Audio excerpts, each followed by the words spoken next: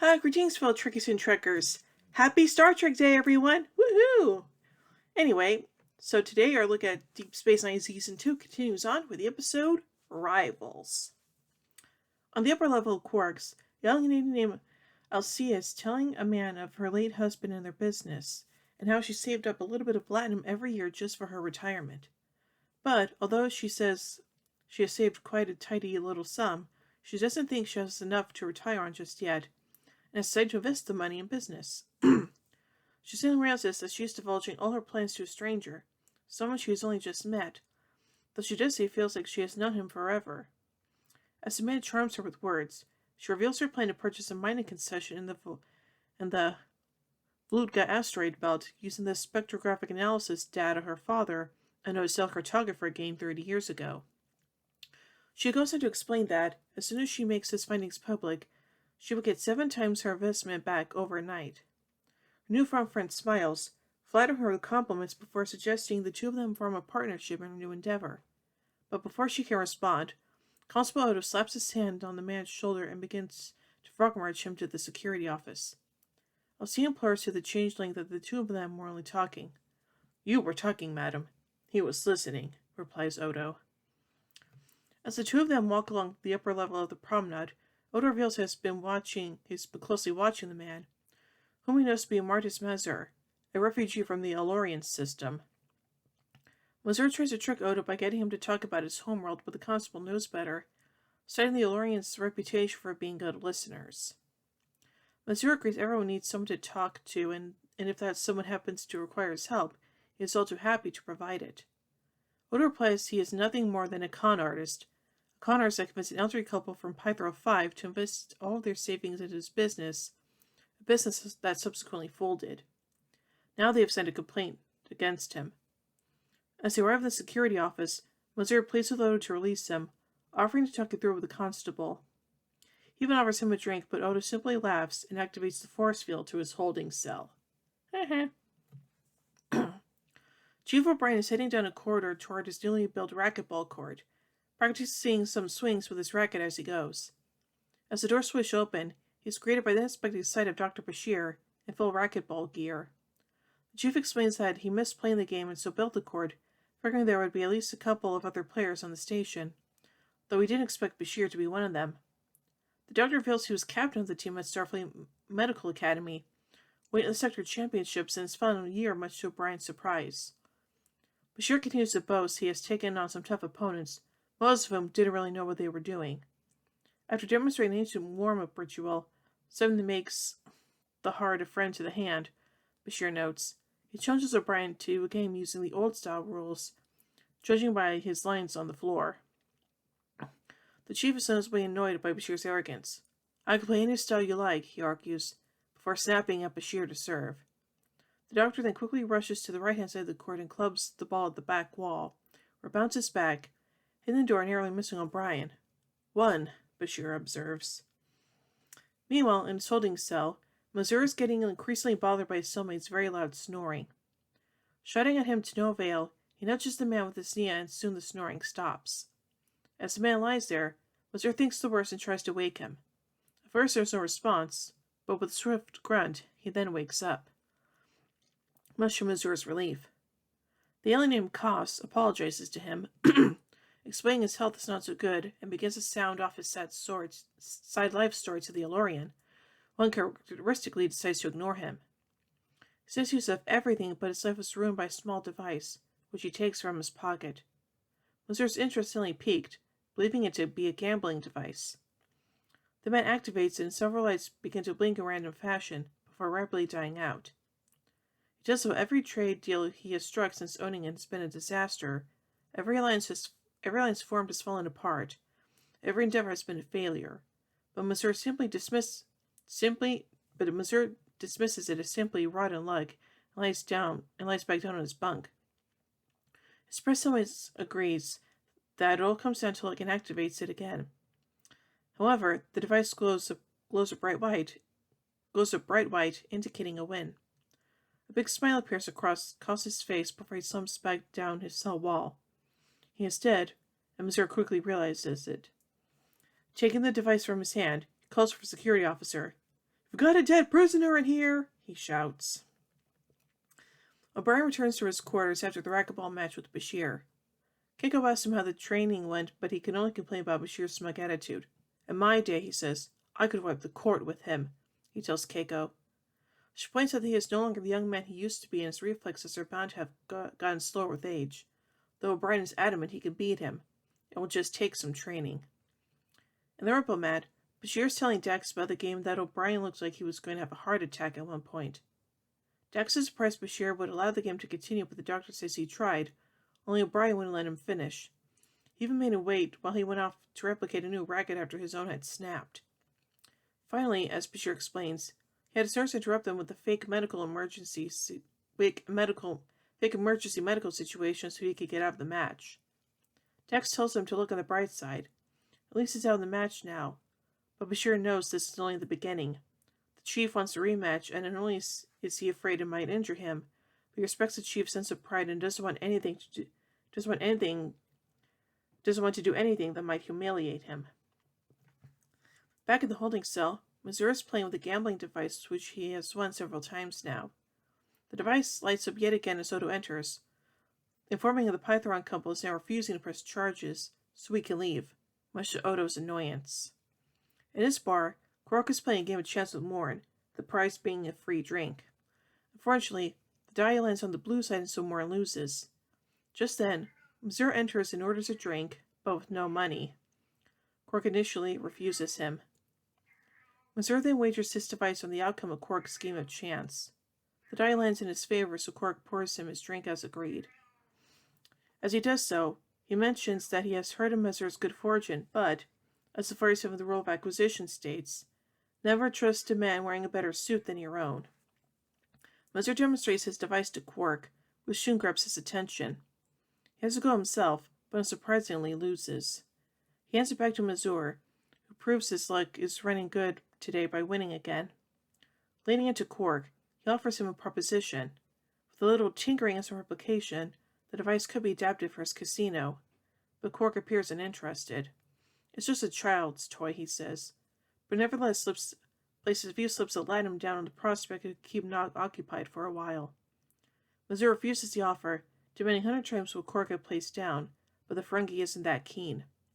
Mazur insists it will bring Quark profit by the end of the week, which prompts Quark to place a few more slips down. Mazur, however, still refuses, deciding to keep the device for himself. Thanks for the drink, he says, heading out of the bar. As he walks out onto the promenade, Mazur sees a Bajoran woman, Rana, packing away some items from her shop front. He approaches her and she explains that her husband recently passed away and she doesn't think she can manage to shop without him anymore. It's so much nicer working with someone else, she recalls. Mazur then picks up a gemstone from her counter and passes it to her. You understand, she says. In the racquetball court, Bashir's playing a rematch with O'Brien, but he's purposely losing the game and the chief knows it. I don't need a charity, he remarks. Next time, you either play your best or you don't play. Odo's walking down to the promenade when Quark suddenly runs up to him from behind. He complains about Mazur, that he has opened a competing establishment against his exclusive contract with the station. He points to where the Bajoran women's shop used to be. The entrance has been replaced with bright, flashy lights, and Mazur is outside welcoming people in. Noticing Quark, he orders to his customers, Welcome to Club Martis. Quark is following Commander Sisko on the upper level of the promenade as he argues over his circus point over the exclusive contract he paid considerably for, stating all gambling happens at Quark's or it doesn't happen at all. Though Sisko immediately dismisses his argument, a few bribes to the Cardassians when they ran this station doesn't constitute contract, not only as in the Federation, he responds, as the two of them step into a turbo lift heading down to the lower promenade. As they exit, Quark tries a different approach, insisting Sisko owes him, that he begged for him to stay on the station when the Federation took over. Likewise, Sisko reminds that they blackmailed, not begged him to stay, and that he can't pretend it hasn't paid off for him too. He continues to walk off down the promenade. As Quark shouts at him to reconsider, Rom exits the bar with Mazur, revealed he has offered his brother 1/4 share in his establishment. Rom tells Quark that if he wants him back, he has to offer something better, but Quark simply laughs it off and lets him leave, rushing to tend to his own bar. The customers are filling up at Club Martis, much to Missoura's pleasure. He's walking through the bar when he spots Alcia, who tells him she has gone ahead with the mining bid and the Vlugtan government has accepted it. However, they won't finalize the deal until she commissions a study on the effects of the asteroid mining on intersystem navigation and all her money into the bid, and she put all her money into the bid itself. Asia tells him she needs 10,000 iskis in order to get it done, and she only has a week to do it. She goes on to explain that any investor would see a return of 10 times that amount. Realizing the potential for profit, Missouri agrees to help her. Ram approaches with a tray of canapes and warns him that Quark may decide to do something to the food in order to discredit his bar. After the good luck he has experienced recently, Missouri brushes it off to one side, inviting a Jabba girl to sit on his lap. As Rana enters, he quickly jumps to his feet, pretending he was disciplining her. Missouri then takes 2 drinks from the bar and toasts to his Rana, the queen of the promenade. Then, proposing they formalize their relationship, he offers her a gift of a Bajoran earring. In Ops, Major Kira is discussing the requirements of a new lab at Dax, who has their feet up at her console. The computer suddenly alerts him to a discovery. Dax explains she has been running a scan for a program buried in the deep code level of the database, and the computer has just found it, much to her surprise. She puts it down to Luck, and the two of them go back to their work. Chief O'Brien is lying in pain on the floor of the racquetball court. Bashir explains he slipped on the ball while it was in midair and fell on his back, to O'Brien's disbelief. Bashir tells O'Brien that he has never seen anything like it before. They are both interrupted by the sound of when the medical staff are questioning Bashir's presence in the infirmary. The chief says they could continue their match another time, but as Bashir leaves, he tells them that he didn't really enjoy it as he used to and, apologizing, hopes to find another opponent on the station. Disappointed, O'Brien heads for Quark's. The first thing he notices as he walks in is how empty the bar is. Everyone is across the promenade at Club Martis. In an effort to prove he can be just as much as a listener as Missouri, Quark asks the chief how his game went. O'Brien begins to complain about Bashir winning all the time, but it turns out Quark was listening after all, for he has just thought up a way to get back at Missouri. Major Kira slams the terminal ops after it crashes, destroying an evaluation report she has been working on for weeks. Even the backups are affected. Cisco observes he has been hearing a lot of bad luck stories over the past few hours, including many people who have reported to the infirmary after sustaining minor injuries. Dax jokingly tells her she has been having a great day, so not to send any of it her way. Kira, however, says she thinks everyone makes her own luck before tripping over a step on her way up to the turbo lift. In Club Martis, everyone playing the gambling device is just at the jackpot, leaving Missouri very unhappy. He actually agrees to pay them all. Meanwhile, Quark is playing with his cup and dice while concocting up a scheme. Challenge of the galaxy, he says to himself. Match of the century. Wonder of the wormhole. House always takes blue. Quark, standing on his bar, is rallying a group of customers, offering them new thrills, spills, and excitement. Among them is Bashir, but he's confused about what Quark is referring to. The chief enters, in uniform and with his toolkit in hand, looking equally puzzled by what's going on. Quark continues his speech, introducing the reigning champion of Starfleet and a legend on both sides of the wormhole, Miles the Mechanic O'Brien, along with the fast and deadly Julian Bashir, a.k.a. the Doctor. Both of them are equally surprised by Quark's address, expecting to find an emergency in the bar. O'Brien shouts to Quark to get down and explain himself, but continues with his speech, advertising the grudge match of the galaxy, with half of the winnings going to the Bajoran War Orphans Fund. He finishes by inviting his customers to place a bet on either contender while reminding them the Dabo tables are open. O'Brien and Bashir are naturally outraged by Quark taking it upon himself to arrange this without their consent, but he puts a charm on and reminds them about the orphans' donation and that the monks have already made down payment on new blankets for the winter. They reluctantly give in to Quark's plan. He smiles smugly across the promenade to Missouri, who was watching in anger. Back in Ops, Dax is frustrated with the computer, which seems to have lost the program she was looking for.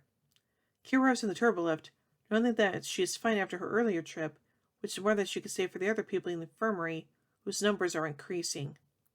Dax hypothesizes there must be a connection between the accidents and the system failures, and Cisco agrees.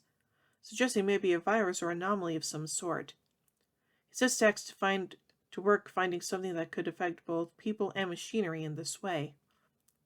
Meanwhile, thanks to Quark's scheme, Club Martis is just about empty. Ramos recounted to Mazur the times he was teased for his lobes being too small, but Mazur is too busy dwelling in his own failure and eventually snaps at Rom, but providing comfort in the arms of his Dabo girl. At that moment, Renner walks in to witness his betrayal. As she still holds the leash, she orders him out of her bar and to take his devices with him, before storming out. Mazur chases after her as far as the promenade when he sees Alcia and has another idea. A little while later, Mazur and Elisa are in the club where he provides her with the necessary funds she asked for, approximately 10,000 iskis. He reminds her of the return she promised him. He expects 10 times as much back. She promises he will get it and leaves the club. Mazur then tries to select one of the gambling devices, but it fails on him. His luck may be coming to an end. Ooh. In his quarters, O'Brien's talking to himself in the mirror and gets ready for the match with Bashir. Before he leaves, Keiko takes a silk handkerchief of medieval Japanese design, scented with her perfume, and ties around his head as the good luck charm kisses him. "Kick his butt," she roots. Bashir is doing press-ups in the infirmary when Quark enters. He says he has brought a special gift from the Bajoran monks, a medicinal brew said to impart great energy and vigor. Bashir screws the bottle and takes a sniff, reeling at the smell of it. Quark tells him the monks said to drink it all in one go to get the proper effect, which immediately causes the doctors to suspect he's up to something. Sure enough, after running a medical scan on the liquid, Bashir finds 17 milligrams of hydroxylated quintethyl metacetamine, an anesthetic, which will make him hardly able to stand, let alone play racquetball. Quark explains that nobody's betting on O'Brien to win, so he had to do something to gain a profit from the match, and of course, raise funds for the orphans. Bashir instructs Quark that he'll be paying for the orphans' blankets whatever the outcome of the match, and that this is the end of the discussion. In Ops, Dax has found something. Sensors have detected strange solar neutrino activity within the station. According to the laws of probability, around half of the neutrinos should be spinning clockwise and the other half counterclockwise. Yet over 80% of them are spinning clockwise. Dax believes it is another symptom of the unusual activity on the station. O'Brien wishes to be sure a good game as they prepare to start. The doctor takes the first serve, once the chief successfully counters, hitting the ball against the back wall and back to Bashir, who misses it. In Quark's, everyone's watching the game on a large view screen as he narrates the score. O'Brien serves the next point, which Bashir successfully hits back. O'Brien again successfully hits the back ball to Bashir, but this time the doctor's racket snaps in two. "Not a rushing start for the doctor," Quark narrates. In Club Martis, Mazur is impatiently waiting on Alcia, who promised to meet him there when she had completed the deal. Rom reminds him that 1/4 of the money he loaned to her is his, and he expects it back. Mazur states he only gets any profit after all expenses have been settled, and since all the money has gone towards expenses, he won't be getting anything. Angry with this prospect, Rom takes his jacket off and throws it at Mazur, before returning to his brother's bar with the Dabo girl. Back in the court, Bashir trips and falls to the floor in an unlucky move. O'Brien, realizing something isn't quite right, cuts the video transmission with the bar. He must have Bashir that he is playing better than he did 15 years ago when he played 5 hours a day. Bashir throws the ball straight at the back wall, expecting it to bounce back to him, but it goes to the chief instead. Then O'Brien tries, this time ricocheting the ball all around the curves and corners of the room, though it still ends up in his hand. Something is definitely happening. Heading for the nearest comm panel, he contacts Ops. Sisko and Dax have gone down to the racquetball court to observe the phenomenon for themselves. O'Brien says he's thrown the ball at varying angles a dozen times now, and it has always ended up in his hand. Sisko links this experience to the other improbable events that have been happening on the station, and Dax believes she could find out what's causing it. They walk to Club Martis just as Mazur has lost another spin on his device. Dax knows that 98% of the neutrinos in the room are rotating clockwise, and that it's the machines that are causing it. Sisko asks Mazur how to shut them off, but he doesn't know. He says he just told the replicator to scan the original and create copies, though he does believe they have an internal power source. With no way to turn them off, Sisko and Dax take out their phasers and shoot each of the devices, destroying them for good. Mazur claims he cannot be held responsible for what has happened, and even though he would like, and even though he would like to arrest him for it, Cisco admits he has no evidence on which to charge him. However, Odo enters and reveals he does. The elderly Python couple have decided to press charges after all. Missouri is back in his holding cell when Odo brings Alcia into the room. He quickly assumes she has come to get him out, right before she is herself placed into a cell. Quark reveals that she just tried to scam him with the old asteroid mining trick. He tells Missouri he has come to let him out and takes great pleasure in the fact that he was fooled by one of his own victims. Missouri demands Quark give him 2,000 Iskits so he can book passage on Deep Space Nine. Quark barters with him in the true Ferengi style, until the price gets lower and lower. Go on, he says. I'm listening. Oh, Quark. So anyway, let's take a look at some background information about this episode, beginning with story and script. This was one of the first episodes to put in development for Deep Space DS9's second season. Jim Trombetta originally pitched the idea for this episode during season 1, and the story was much different. As he later explained, quote, Quark gets a device that gives him a lot of good luck at the expenses of other people. Someone had dug up this machine from an ancient civilization and was using it to gamble with. And Quark started having all this good luck, while everyone else was having terrible luck and things were falling apart. Michael Piller decided to buy the concept and worked on it for a little while. As he explained, quote, it was around for a year, and Jim came up with all these little quirky science fiction ideas. We had to figure ways to make them work as Star Treks.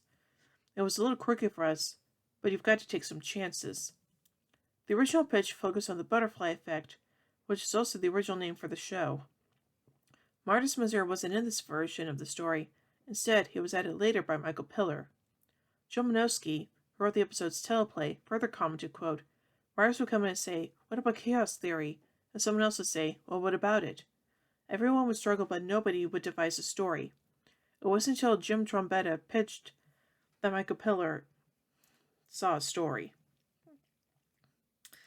Arriving at the teleplay itself, Menosky further commented, quote, a lot of times the writer is given a 6-page story that isn't in very good shape, and you look at it and think, what the hell am I going to do with this?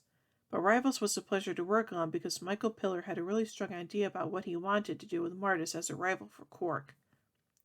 Trombetta himself said it was extremely frustrating developing the story, quote, because there was this subplot of the racquetball game that they had wanted to put in a number of times and not been able to do so. So they put in this episode after I was gone because they felt it made the most sense since this thing was about games. He went on to say, quote, I would have liked to have it done more with the quantum luck thing. I had the idea that if randomness could be managed, then you were in a lot of trouble. Basically, the universe is random. It's a mind-boggling thing. I wish Quark would be Martis by using Mr. Randomness. We never got into that, although I would have liked to. Michael Piller conceived Martis Mazur to be the wayward son of Guinan. Guinan herself was to appear in the episode, but Whoopi Goldberg was unavailable. All the references to Guinan were removed, and only Martis' status as an Elorian was retained. The script described Martis as, quote, a tall, elegantly dressed and mannered man in his 40s. Author and theoretical physicist Lauren Krauss pointed out that neutrinos can only exist in a specific spin state, the left-hand spin state, and two neutrinos are in the right-handed spin state, and therefore Dax could never have discovered a statistically unlikely left-handed alignment of whirling neutrinos. Science advisor Andre Bromanis said of this error, quote, this is a mistake on my part. I thought neutrinos had multiple spin states like other subatomic particles, and didn't double-check. Well, as Spock knew in Star Trek II The Wrath of Khan, nobody's perfect. In November 2016, a group of European physicists published a paper in which they suggested the inclusion of 6 additional particles to the current standard model used to describe subatomic physics. 3 of these would be neutrinos with a right-handed spin state. Neutrinos with a right-handed spin state are, to current date, still unproven and only theoretical. Well, shoot. So anyway, let's take a look at the production of this episode. Originally, there were 3 designs for the probability machine. The handheld device, which was initially larger than its appearance in the final episode, the larger device created by Martis, and a 4-person gambling orbit for the casino. Unfortunately, only the first 2 designs, with some elements from the third, were incorporated into the final production. The script described the handheld version as a, quote, small spherical softball-sized handheld gambling device, and a strange design, covered by various angles and curves, as fashioned from exotic seashells. The racquetball court was built on the holosuite set. Due to the cost of putting up and taking down the set, it was decided not to reuse the sport. According to Siddiq Al-Fadil, who played Julian Bashir, quote, the dartboard was cheaper, and we started using that in the third season. Though the racquetball scenes only took 6 hours to shoot, there were issues, as Al-Fadil later noted, quote, the scenes were kind of bizarre because the racquetball court was such an odd shape that the ball would bounce wrong. It was designed in a sci-fi shape, with the walls at all sorts of oblique angles, and you'd hit the ball and you wouldn't know where it would go. So we were chasing these balls around like nutters, until they finally just staged us so we could look like we were shooting the ball where we wanted it to go. The decision to have Brian Pierce shirtless, director David Livingston commented, quote, I thought it was important. He represents a common man on the show, and common men, when they get sweaty, take off their shirts. And so what if he doesn't look like Fabio? He looks real, like a human being. And later on, he has this nice, loving moment with Keiko, where she hands him his shirt. I fought for that. Robert Hugh Wolfe noted, quote, I think it was an attempt to show he's sexy to his wife. There are some sparks between the two of them. We don't see it all the time, but it's a real ongoing thing. On the prospect of being a sex symbol, Cole Meany, who plays Miles O'Brien, joked, I thought it would seem to me they're the far more likely candidates for it. On the idea of Bashir taking off his shirt in a future episode, Al-Fadil replied, quote, I reckon they were going to send me to a gym for 6 months before they made me do a love scene. It wouldn't be until the series finale, What You Leave Behind, that Bashir gets a love scene in the form of Ezri Dax.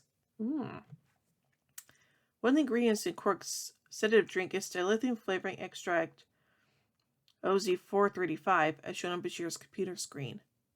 This is one of the many examples of in-jokes that have been added by the show's art department throughout the series. The costume by Alexander Siddig during the racquetball match was auctioned off in the Insurab sale and auction. The shoes are in reality silver-painted Nike Air shoes. This episode was the first to air in 1994. Nice. And now finally on to some continuity surrounding this episode. Reference Rules of Acquisition number 47. Never trust a man wearing a better suit than your own. And 109. Dignity and empty sack is worth a sack.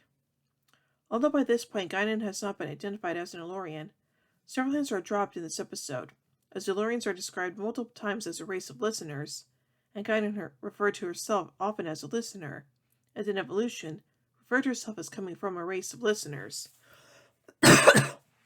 It was only in Star Trek Generations that she was confirmed to be an Elorian. Oddly, Club Martis appears to be located where the Bajoran Temple normally is on the promenade. The front of the temple had been converted to a storefront seen in Sanctuary. The temple was not restored until 3 episodes later in Whispers.